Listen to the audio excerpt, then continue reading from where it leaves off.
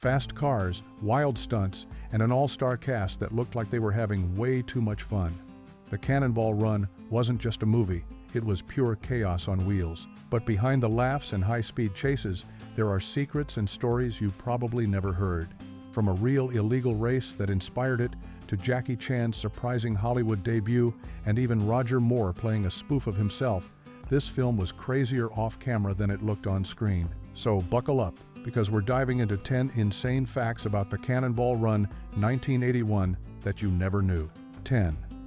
Based on a real illegal race, what made the Cannonball Run so outrageous was that it wasn't entirely fiction.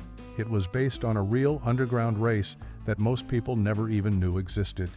In the early 1970s, automotive journalist Brock Yates created the Cannonball Baker C to Shining Sea Memorial Trophy Dash, named after legendary driver Erwin "Cannonball" Baker.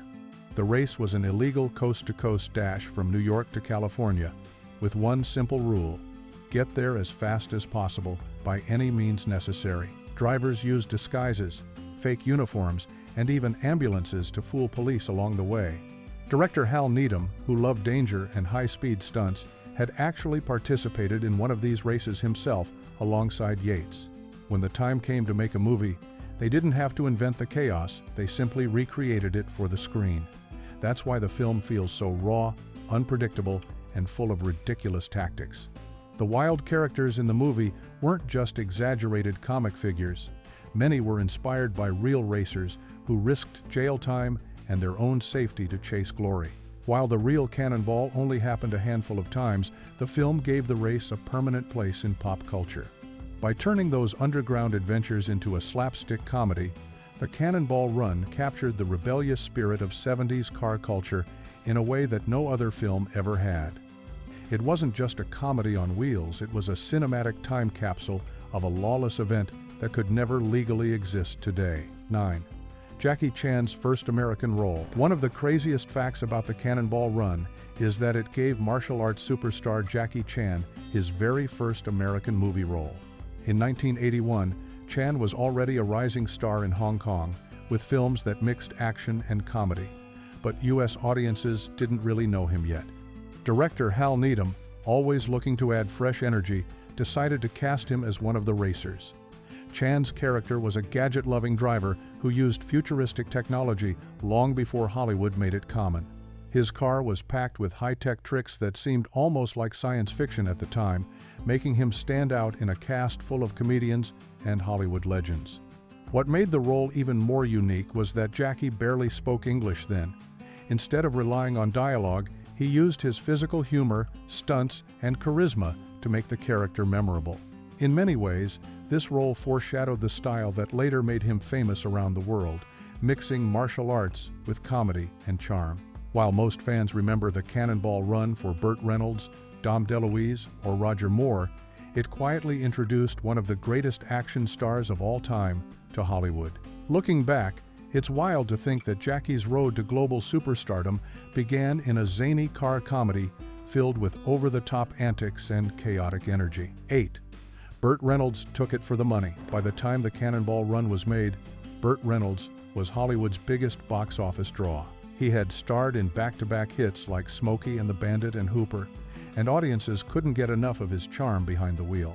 But here's the shocking part. Reynolds himself admitted he only did the Cannonball Run for the paycheck. At the time, he was the highest-paid actor in the world, and this film offered him yet another massive salary.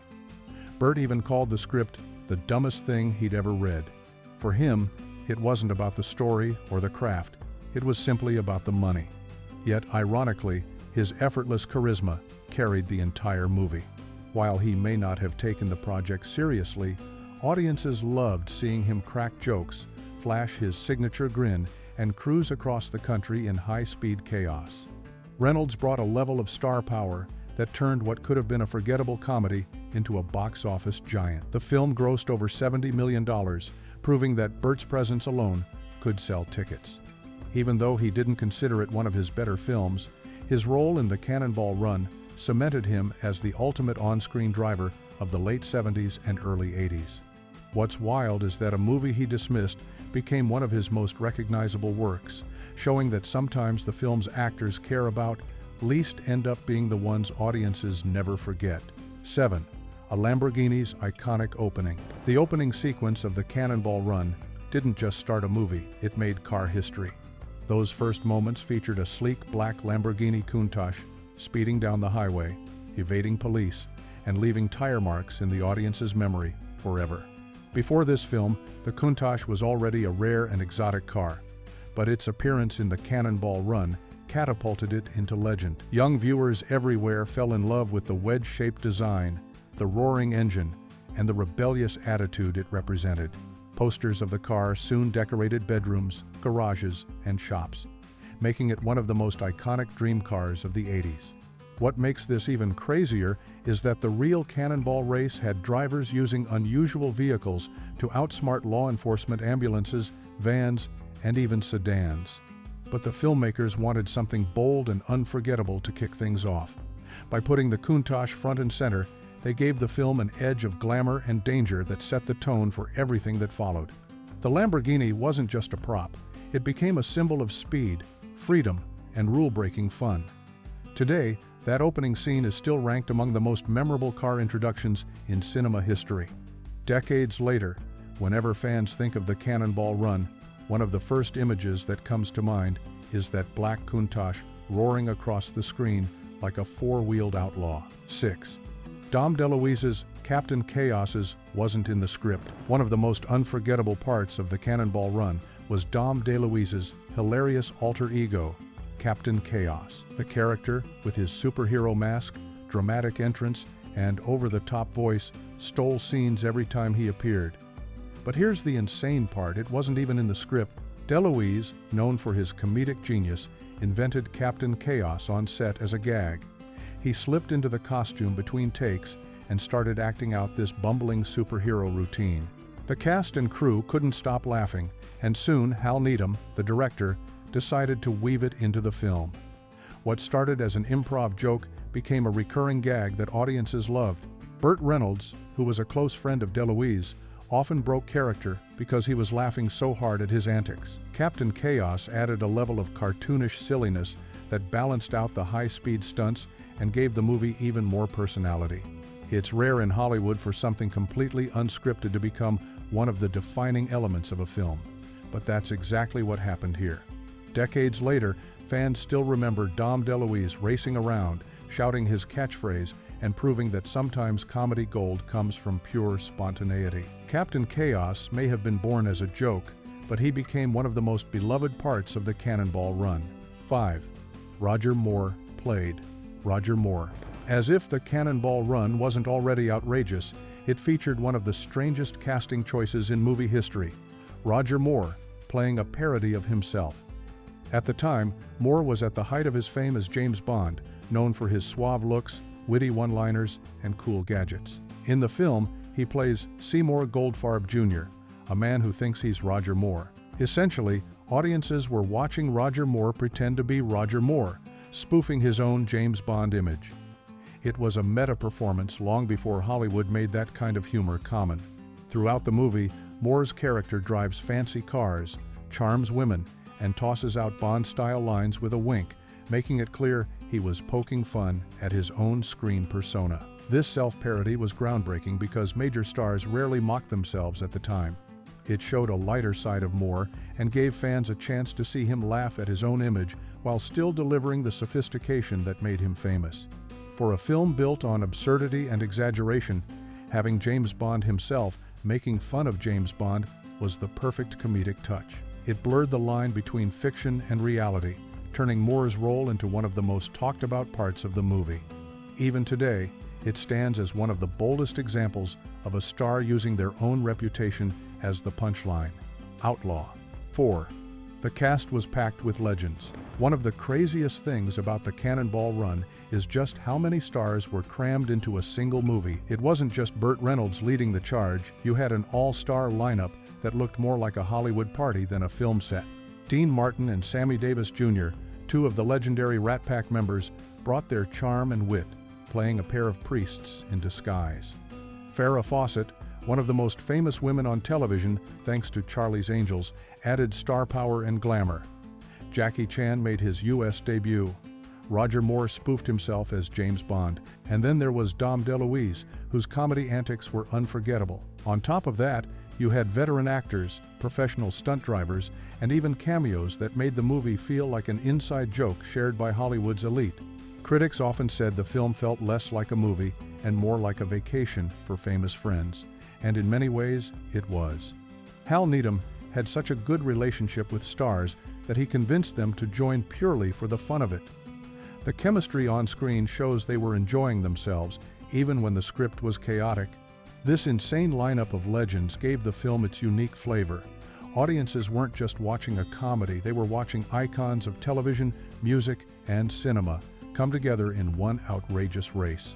That's why the Cannonball Run felt like such a spectacle and still stands out in pop culture today. 3.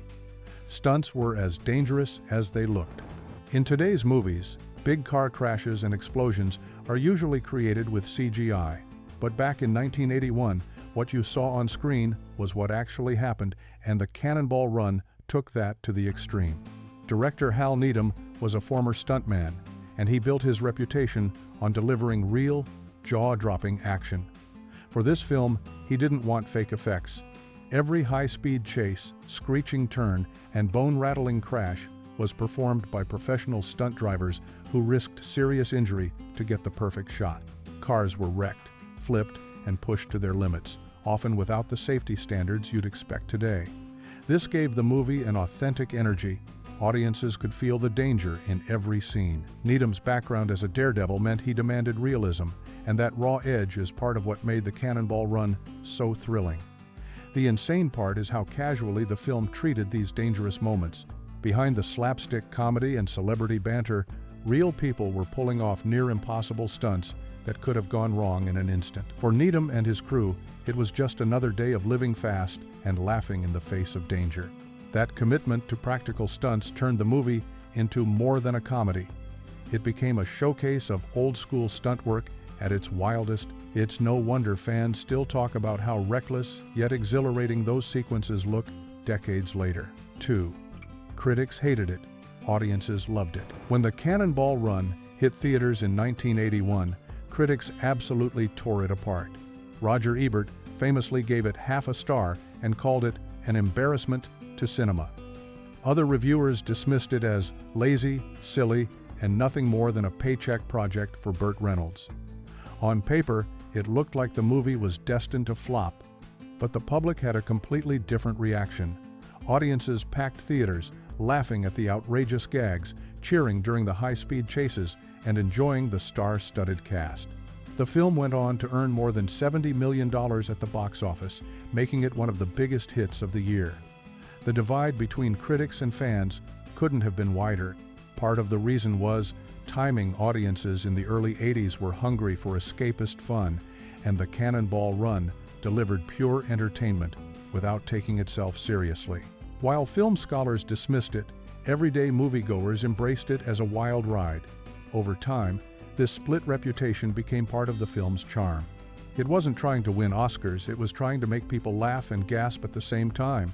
The critics may have hated it, but audiences proved that sometimes fun is all that matters. That unexpected success is what helped the movie become a cult classic that's still remembered decades later. 1. It sparked a whole trend of car comedy movies. The massive success of the Cannonball Run didn't just make money, it shaped an entire subgenre of films in the 1980s. After seeing how audiences responded to the mix of high-speed action, outrageous comedy, and celebrity-filled casts, Hollywood rushed to make more of the same. A direct sequel, Cannonball Run 2, was released just a few years later, again bringing together Burt Reynolds, Dom DeLuise, Dean Martin, Sammy Davis Jr., and more.